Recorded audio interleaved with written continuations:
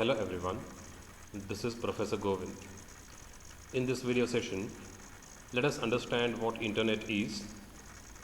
We'll have a look at history or evolution of Internet, and also we'll understand some of the technical terms used in the Internet. Let us start with the basics of Internet. Let us first understand what Internet is. We all know the meaning of Internet. Let us have a look at the formal definition of Internet, and then we'll discuss about evolution of Internet. Internet is defined as network of networks. The Internet is a global collection of computer networks that are connected or linked together. The Internet is the largest computer network in the world, connecting millions of computers together. The computers communicate with each other using standard protocol such as TCP/IP.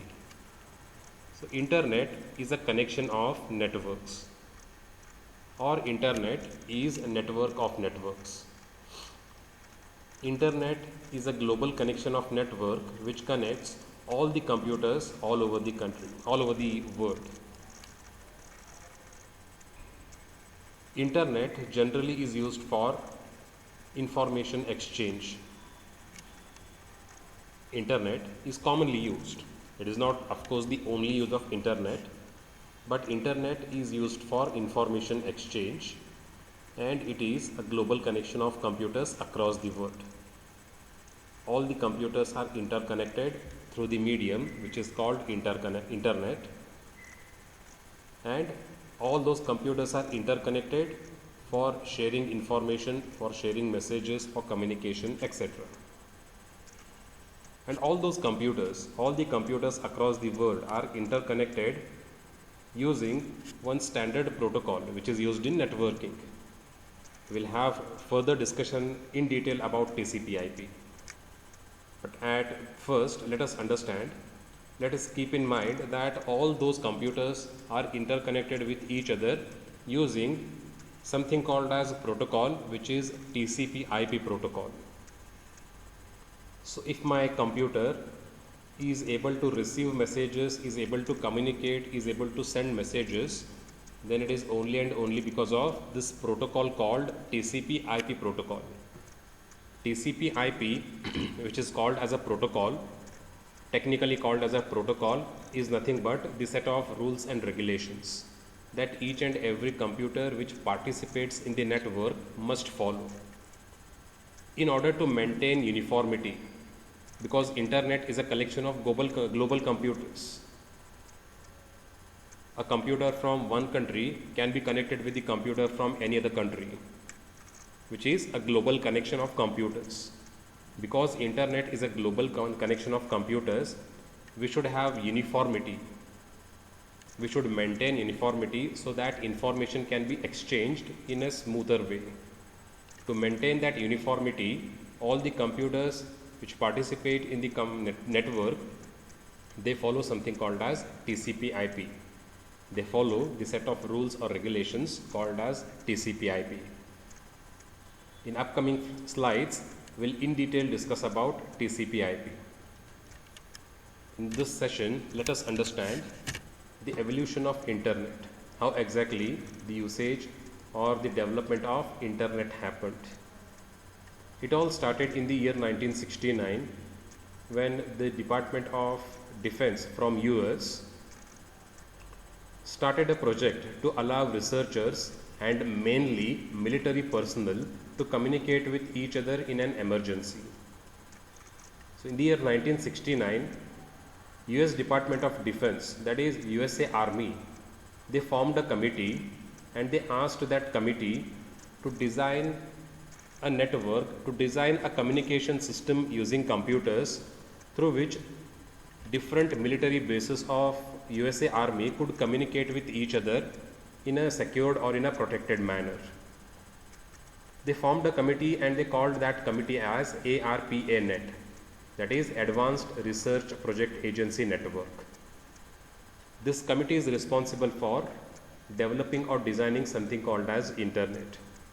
And as I said earlier, the only objective or the only target was to design a system, to design a computer-based system through which different military personnel or different military bases could communicate with each other in a secured manner. So message communication was the only objective behind this entire formation of network, this entire design of internet. So initially they called it as ARPANET. They found it, they designed it in the year 1969 in the country of USA, and they named it as ARPANET. ARPANET, let me repeat again, ARPANET stands for Advanced Research Project Agency Network. Throughout the 1970s, what would later become the internet was developed. So it never stopped there in the year 1969. They designed, of course, a system wherein two or more systems can be connected with each other, but then they started developing different versions of it. And then they started thinking and developing different upgradations or advancements in it. While mostly military personnel and scientists used it in its earlier days, the advent of World Wide Web in the early 1990s changed all of that. It made general people to start using internet. So from 1969 till early 1990s, it was only used by military people of USA, military personnel or military bases of USA, and some of the researchers and scientists. It was only available in the country of USA and was available, the service of internet was available only to selected people, military people, researchers and scientists. But in 1990, they formed a committee again. There was a committee of engineers called World Wide Web Consortium, headed by Tim Berners-Lee, headed by an engineer called Tim Berners-Lee. They thought about distributing such a network to common people like us. Then they started working on it. Then they started working on the idea of distributing internet to common people like the end users like us. So that experiment started in 1990. It made general people to access and to start using internet. So this was the brief history about internet. It all started with the objective of message sharing, that too between different military bases only. Then the ARPANET committee members, they kept improving that service throughout the 1970s or 80s. They kept on increasing the efficiency of it. They kept on increasing the mode of easiness in it. They kept adding different advancements in it, etc. But in 1990s, because of the effort of Tim Berners-Lee and his team, we, the end users, the common people, could access the internet. It all happened because of Tim Berners-Lee and his team. Hence, Tim Berners-Lee is popularly known as father of internet. If you are able to access internet in your computer, in your local computer, or if you are able to access internet in your smartphones, it is only and only because of the effort of Tim Berners-Lee and his team. And hence, as I said earlier, Tim Berners-Lee is known as father of the modern internet. Let us only understand in this particular video session what protocol means, and further details we'll learn in the next class. Let us have a comparison first. For better understanding, let us have a comparison first, like what protocol is, and then in detail, technically, we'll understand and we'll discuss what protocol is. On any road or a highway, there must be a system of rules and procedures or guidelines that allows traffic to navigate to its chosen destination.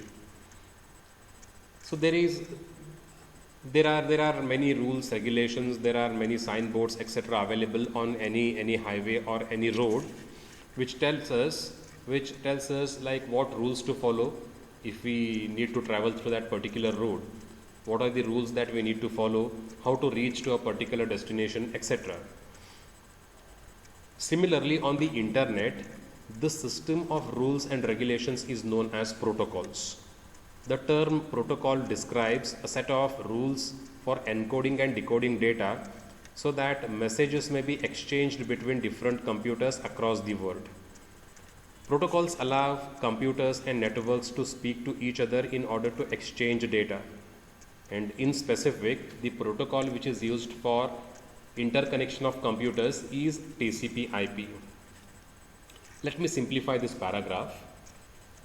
Like we have certain rules and guidelines in order to travel on a given road or a highway, we need to follow those rules and regulations to reach to a particular destination.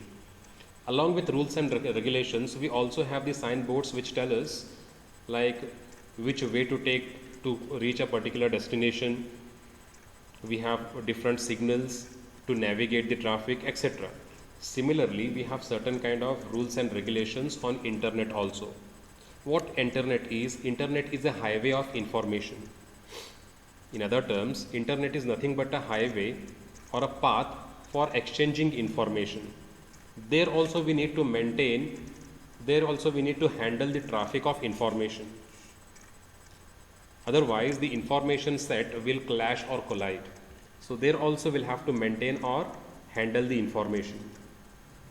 To handle such information traffic on internet, we have a protocol which is called TCP/IP. So what is the primary use of TCP/IP? It maintains a clear path. It maintains or handles information on internet so that information can be exchanged easily between different computers.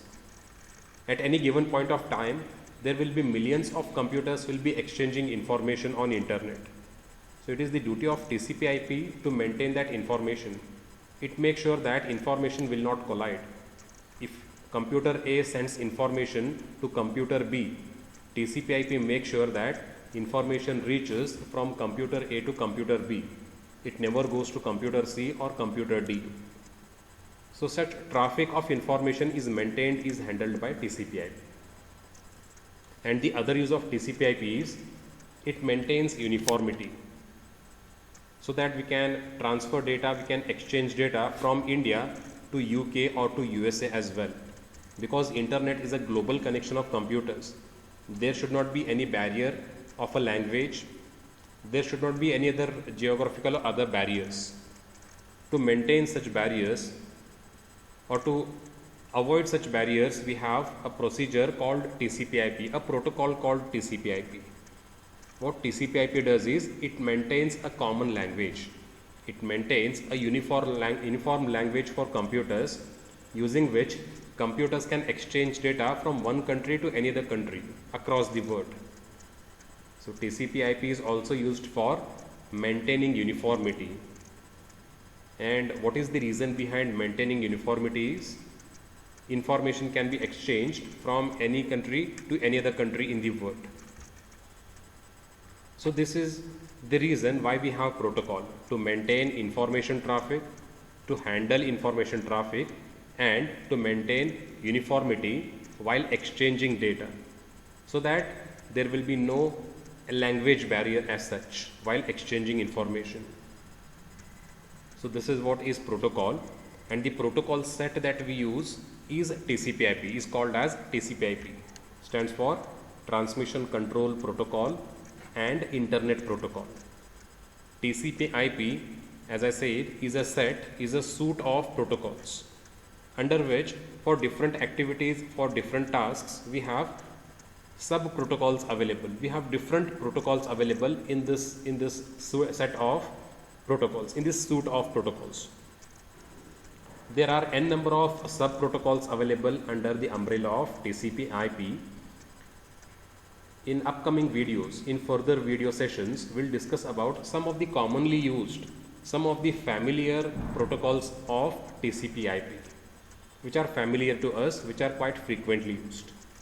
For now, let me end this video session here. Thank you everyone.